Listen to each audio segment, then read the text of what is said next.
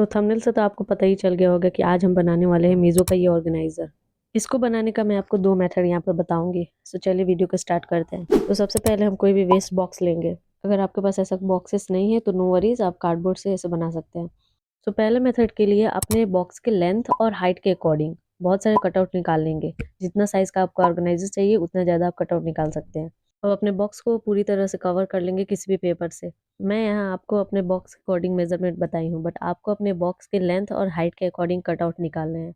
आपको अपने बॉक्स के लेंथ के अकॉर्डिंग और आपको कितना कंपार्टमेंट चाहिए उसके अकॉर्डिंग आपको वर्टिकली स्ट्रिप्स लेंथ लेने हैं, और आपके बॉक्स के हाइट के अकॉर्डिंग आपको हॉरिजॉन्टली स्ट्रिप्स लेने हैं। बॉक्स को पूरी तरह से कवर करने के बाद अपने स्ट्रिप्स को अरेंज करेंगे। अपने बॉक्स को मैं लेंथ वाइज 6 कंपार्टमेंट डिवाइड की हूँ, तो हमें टोटल 5 स्ट्रिप चाहिए और ईच कंपार्टमेंट में छोटे-छोटे 5 और कंपार्टमेंट बनाई हूँ, तो हाइट वाइज हमें 24 स्ट्रिप्स चाहिए।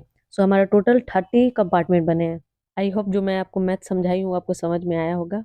तो इतना मैथ लगाने के बाद चलिए अब अपने सारे कटआउट को पेस्ट करते हैं। कटआउट्स को पेस्ट करने के लिए यहाँ पर मैं फैब्रिक ग्लू और B7000 ग्लू यूज़ की हूँ, क्योंकि वो बहुत ज़्यादा स्ट्रॉन्ग होता है और हमें स्ट्रॉन्ग ही ग्लू चाहिए, क्योंकि ये ऑर्गेनाइज़र कोई टेम्पररी नहीं है, ये परमानेंट ऑर्गेनाइज़र है। तो आप देख सकते हैं कि ऐसे कंपार्टमेंट आएगा पेस्ट करने के बाद, ऐसे ही हमें सारे को कवर कर लेना है।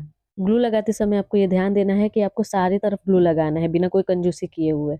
ग्लू लगाने में आप कोई कंजूसी किए तो आपका ऑर्गेनाइज़र टेम्पररी ही रह जाएगा, परमानेंट नहीं बन पाएगा। सो हेयर वी गो, सारा हमारा फाइनली कटआउट पेस्ट हो गया and you can see that कि हमारा बिल्कुल मीजो के ऑर्गेनाइजर जैसा लग रहा है। अब सेकंड मेथड के लिए बॉक्स का दूसरा पार्ट लेंगे। इसका तो बहुत ज़्यादा प्रोसेस ईजी है। समटाइम आपके पास ऐसे मटेरियल होते हैं जो किसी भी ऑर्गेनाइजर में फिट नहीं होते हैं, उसके लिए बेस्ट DIY ऑर्गेनाइजर है। तो all we have to do is, आपको जो भी मटेरियल ऑर्गेनाइज करने हैं उसको रख के उसके अकॉर्डिंग आपको कंपार्टमेंट बनाने हैं।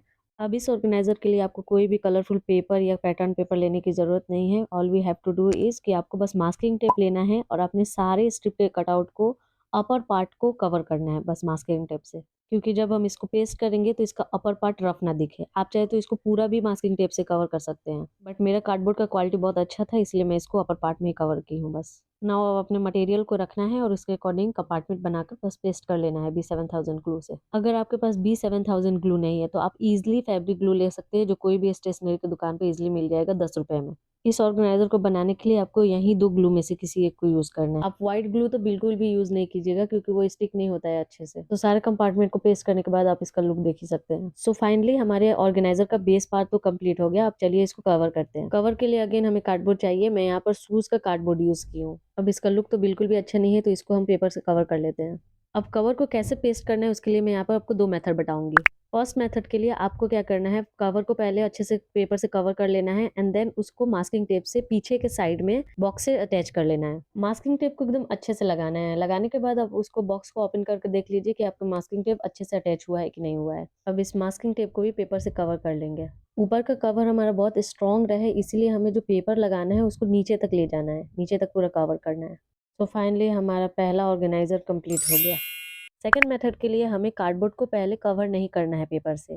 पहले क्या करना है, कार्डबोर्ड को बेस से मास्किंग टेप के हेल्प से अटैच करना है। अगेन मास्किंग टेप लगाने के बाद कवर को खोल कर देखना है कि अच्छे से स्टिक हुआ है कि नहीं।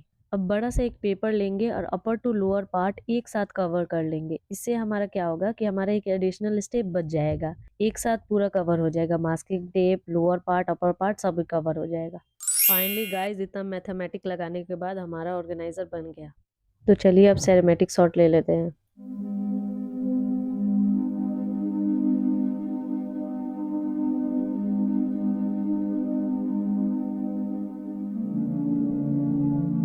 I hope you all guys enjoy the process. If it is helpful for you, then don't forget to subscribe my channel. मिलते हैं नेक्स्ट वीडियो में। बाय।